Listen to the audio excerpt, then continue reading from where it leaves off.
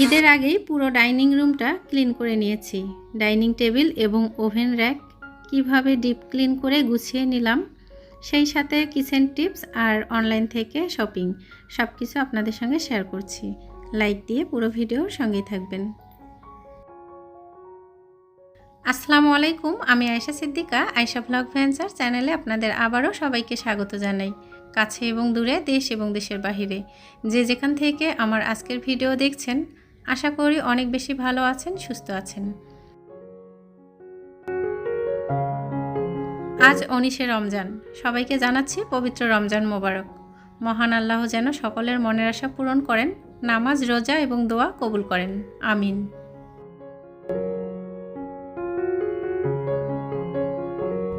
একটা জিনিস যত্ন করে ব্যবহার করলে সেটা কিন্তু বছর ধরে ব্যবহার করা যায়।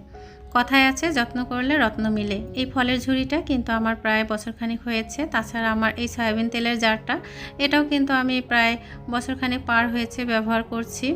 আসলে যত্ন করলে যখন ব্যবহার করা যায় তখন কিন্তু সে জিনিসটা ভালো থাকে।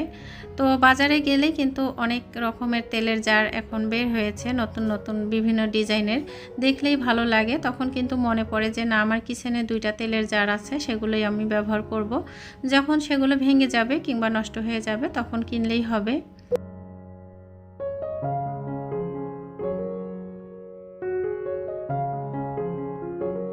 7টি গুরুত্বপূর্ণ কিচেন টিপস আপনাদের সঙ্গে একটা ভিডিওতে শেয়ার করেছিলাম, সেখানে কিন্তু অনেক কিছু আপনাদেরকে দেখিয়েছি।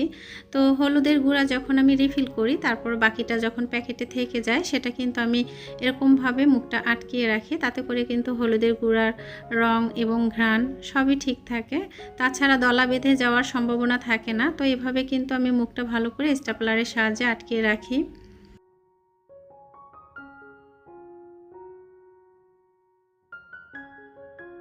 কিচেনে আমার এরকম একটা সেলফ লাগিয়ে রেখেছি, সেটা অনেক আগে থেকে। যারা আমার পুরাতন বন্ধু আছেন তারা তো জানেন। তো সেখানে কিন্তু এখন পর্যন্ত কিছু আইটেম রেখে দেই। আসলে যে জারটা নিয়েছি নতুন মশলার, সেটা আমি যে রিফিল করেছি আপনাদের সঙ্গে ভিডিওতে শেয়ার করেছিলাম, সেটা তো আছেই। আর এখন আমি একটা কিচেন টিপস আপনাদের সঙ্গে শেয়ার করছি। বাচ্চাদের কিংবা বড়দের এরকম পুরাতন মোজা কিন্তু আমাদের সবার বাসায় থাকে। বটিতে যখন বিভিন্ন রকমের শাকসবজি, রসুন, পেঁয়াজ এবং কাঁচামরিচ কাটা হয়, তখন কিন্তু আমাদের আঙ্গুলের সাইডটা একদম নষ্ট হয়ে যায়, কেটে যায় এবং কালো দাগ পড়ে যায়। তো এভাবে যদি আপনারা মোজার এই অংশটা লাগিয়ে কাটাকাটি করেন, তাতে করে কিন্তু আঙ্গুল কেটে যাওয়া কিংবা কালো দাগ পড়ে যাওয়া সেটা কিন্তু আর হবে না। আর মোজার যে বাকি অংশটা আছে, এটা আমি তেলের জারে লাগিয়ে নিচ্ছি।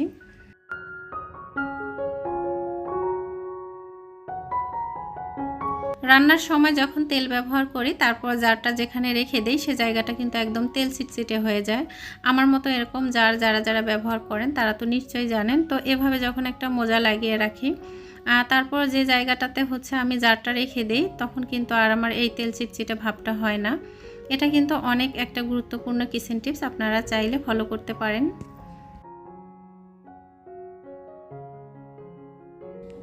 অনেক সময় কিন্তু সাবান ব্যবহার করার পর ছোট ছোট সাবানের টুকরোগুলো অনেকগুলো জমে যায়। তো চাইলে কিন্তু আপনারা এভাবে মোজার ভিতরে সাবানের টুকরোগুলো দিয়ে বিভিন্ন ক্লিনারের কাজে ব্যবহার করতে পারেন।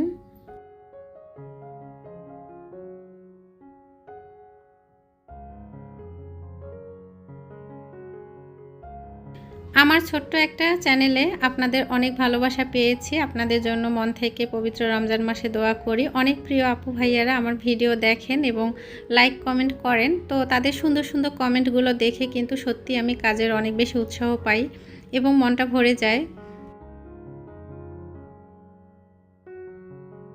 আমার গত দিনের ভিডিওতে মিম মমস ব্লগ থেকে সালমা আপু কমেন্ট করেছেন, মাশাআল্লাহ খুব সুন্দর হয়েছে ঈদ শপিং। অনেক কষ্ট, অনেক পরিশ্রমের পরে নিজের টাকা আপন মানুষদেরকে গিফট দেওয়া খুবই আনন্দের, খুবই ভালো লাগলো। তো সালমা আপুর জন্য অনেক দোয়া করি যেন খুব তাড়াতাড়ি আপু পেমেন্ট পেয়ে যায়, এবং সকল আপুদের জন্যই দোয়া করি। অনেক আপুরাই কিন্তু আমার কাছে দোয়া চেয়েছেন, আমার ফার্স্ট পেমেন্টে অনেকেই খুশি হয়েছেন।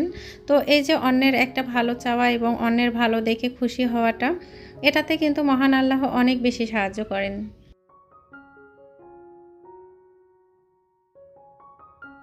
ফারিয়াস ফ্যামিলি ব্লগ থেকে ফারিয়া আপু কমেন্ট করেছে, আসসালামু আলাইকুম প্রিয় আপু, এই যে আমাকে প্রিয় বলে ডাকে আপুরা, এটাতেই কিন্তু আমার মনটা অনেক বেশি খুশি হয়ে যায়।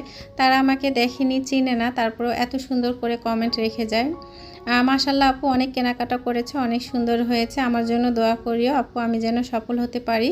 মাশাআল্লাহ ইফতারের আয়োজন ভালো লেগেছে আপু। আল্লাহ হাফেজ। আল্লাহ হাফেজ আপু।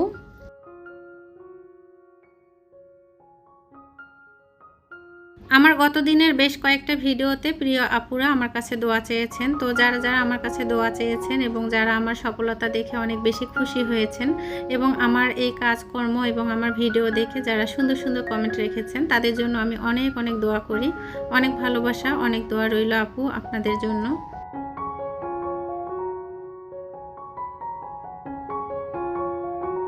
ডাইনিং টেবিলটা ক্লিন করতে আমার অনেকটা কষ্ট হয়েছে, যেহেতু এভাবে ডিজাইন করা। আর আমি পুরো গ্লাসটা যে নামিয়ে রাখবো সেটাও কিন্তু পারছিলাম না। আপনাদের ভাইয়া যদি বাসায় থাকতো তাহলে হেল্প করলে একটু সুবিধা হতো।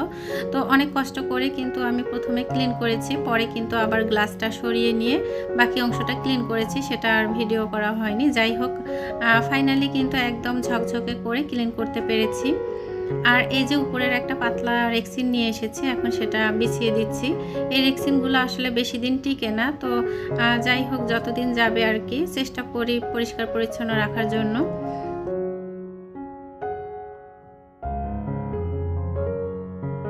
ডাইনিং টেবিলটা ডিপ ক্লিন করে নিয়েছি, তারপর কিন্তু চেয়ারগুলো ভালো করে মুছে চেয়ারের কাভারগুলো লাগিয়ে নিয়েছি।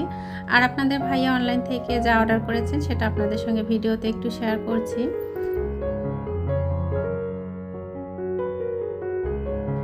এখন প্রচণ্ড ধুলো বাতাসের সময়, তো যখন বাতাস থাকে বাতাসের সাথে কিন্তু ধুলো উড়ে আসে। তো আপনাদের ভাইয়া 3 রুমের জন্য ফ্যানের কাভার অর্ডার করেছেন, আর সেই সাথে অর্ডার করেছেন মাছি মারার ঔষধ।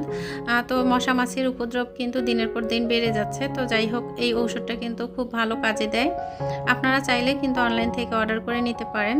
আর এই যে ফ্যানের কাভার, এগুলো কিন্তু ব্ল্যাক কালারের উপরে সাদা কালারের ডিজাইন করা নিয়েছে, তাতে করে ময়লাটা একটু কম হবে।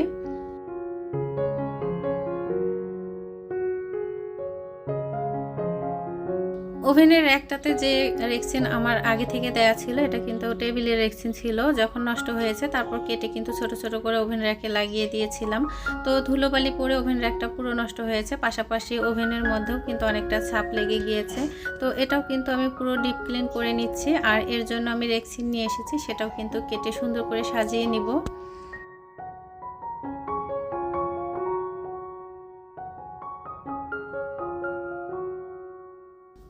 ডাইনিং রুমের প্রত্যেকটা জিনিসে কিন্তু তেল চিটচিটে ভাব এবং ধুলোবালিটা খুব দ্রুত হয়ে যায়, কারণ কিচেনের পাশেই যেহেতু ডাইনিং রুম।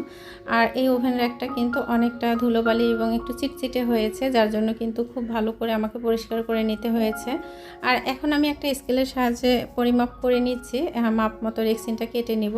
তো এরকম একটা রেক্সিন আমি বাজার থেকে পছন্দ করে কিনে নিয়ে এসেছি।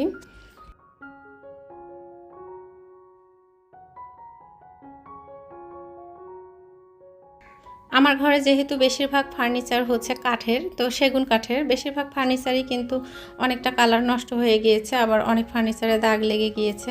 তো চেষ্টা করব ঈদের আগে সবগুলো ফার্নিচার সুন্দর করে কালার করার জন্য। তো আপনাদের ভাইয়া সহ সিদ্ধান্ত নিয়েছি, আর আপনাদের সঙ্গে ভিডিওতে অবশ্যই শেয়ার করব।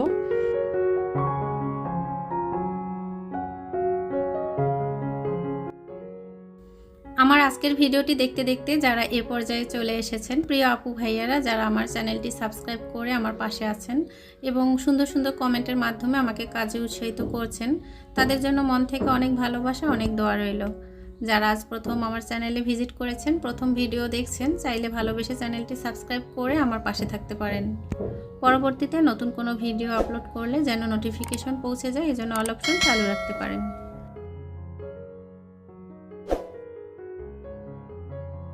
ছোট্ট একটা সংসার, কিন্তু কতগুলো চাবি, হয়তোবা দেখে অনেকেই অবাক হয়ে যাবেন। তো যত চাবি আছে সব এখানে ঝুলিয়ে রাখা হয়। তাছাড়া আপনাদের ভাইয়ের যে গোডাউন নেওয়া আছে সেখানকার বিভিন্ন রকমের চাবি এখানে রেখে দেয়, যার জন্য কিন্তু এতগুলো চাবি। আর চাবি রাখার স্ট্যান্ডের নিচেই যে ঝুড়িটা, সেটা কিন্তু ভেঙে গেছে, সেটাও আমাদের চেঞ্জ করতে হবে। সব কিছু মিলিয়ে আর কি আজকে গুছিয়ে নিলাম। পবিত্র রমজান মাসটা চোখের পলকেই শেষ হয়ে যাচ্ছে। দেখতে দেখতে আজ 19 রমজান। রমজান মাসে কে কীরকম ছিলেন জানি না, তবে আমার কাছে পবিত্র রমজান মাসটা অনেক ভালো কেটেছে, অনেক ভালো লেগেছে। বাকি যে কয়টা রোজা আছে মহান আল্লাহ যেন সাহায্য করেন সুস্থতার সাথে সব কিছু করার জন্য। ভিডিওতে কিংবা কথার মাঝে যদি কোনো ভুল ত্রুটি থাকে তাহলে প্লিজ ক্ষমা দৃষ্টিতে দেখবেন। আজ এ পর্যন্তই। সবাই ভালো থাকবেন, সুস্থ থাকবেন। আসসালামু আলাইকুম। আল্লাহ হাফেজ।